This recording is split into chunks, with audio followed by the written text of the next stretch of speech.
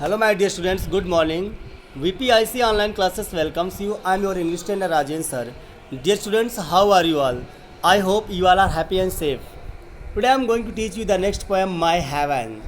जी हाँ, my heaven आपके board exam के लिए बहुत ही important poem my heaven composed by a well known poet Rabindranath Tagore.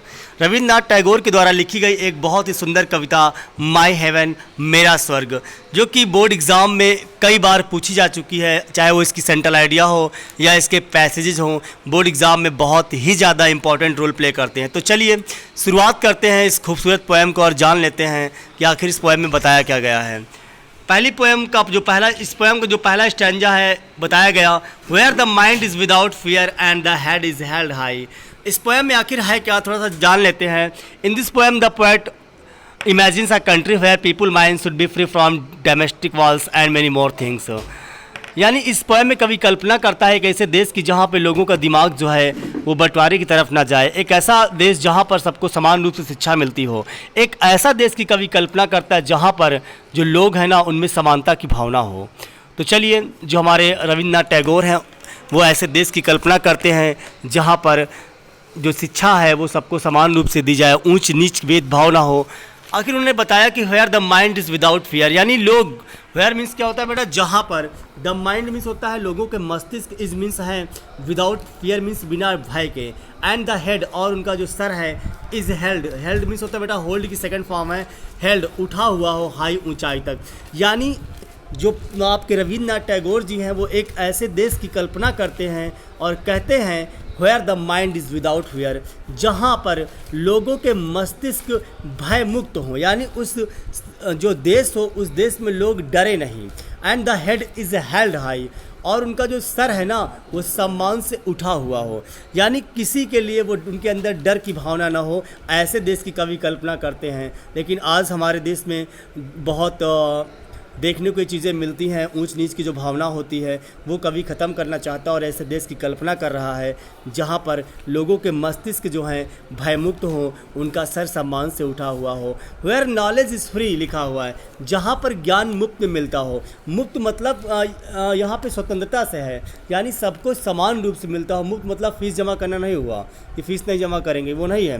Where knowledge is free, जहाँ पर ज्ञान मुफ्त में मिलता हो, यानी सबको समान रूप से ज्ञान मिलता हो, चाहे वो उच्च कुल में पैदा हुआ हो चाहे निम्न कुल में, सबको समान रूप से शिक्षा मिलनी चाहिए। ऐसे देश की कवि कल्पना करता है। आगे कहा गया वेयर द वर्ड, जहाँ पर ये दुनिया, बेटा वर्ड की स्पेलिंग मिसप्रिंट है, जरा सही करो इसे, WORLD है। क्या है बेटा, WORLD, वर्ड नहीं, वर्ड होता संसार वाला, ठीक है ना। ये लिखा हुआ वर्ड से सही कर लो।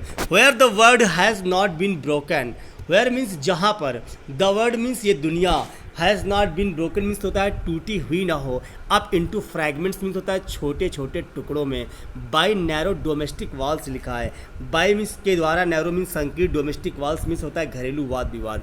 यानी कवि एक ऐसे देश की कल्पना करता है जहाँ पर ये दुनिया जो है छोटे छोटे टुकड़ों में ना बटी हो, कि कैसे टुकड़े, जो घरेलू संकीर्ण विचार के होते हैं। वेयर द वर्ड्स, जहाँ पर शब्द कम आते हों, out from the depth of truth, यानी आउट मीन्स बाहर, फ्रॉम मीन्स से, द डेप्थ मीन्स गहराई से, ऑफ ट्रूथ मतलब होता है सच्चाई की। यानी कवि एक ऐसे देश की कल्पना करता है जहाँ पर लोग सच बोलते हों, सच की गहराई से वर्ड आज निकलते हों। ऐसा नहीं है कि आप झूठ बोलते हो, कहीं कहाँ पहुँचे, कहीं बस पहुँच गए, लेकिन बहुत झूठ बोलते हैं आजकल लोग। तो ऐसा नहीं होना चाहिए, आप सच की गहराई से वर्ड निकलने चाहिए। कवि ऐसे देश की कल्पना करता है। Where tireless striving stretches its arm toward perfection लिखा हुआ, बहुत ही प्यारी लाइन है, जरा ध्यान सुनिएगा।